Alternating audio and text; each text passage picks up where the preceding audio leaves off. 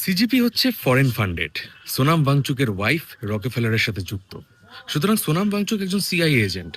আরে paper leak তো কংগ্রেসের আমলেও হতো, তাহলে এখন এত কেন মাথা ব্যথা হচ্ছে? আর নিটের এক্সাম তো আবার হয়েছে, সেই এক্সামের রেজাল্টও বেরিয়ে গেছে।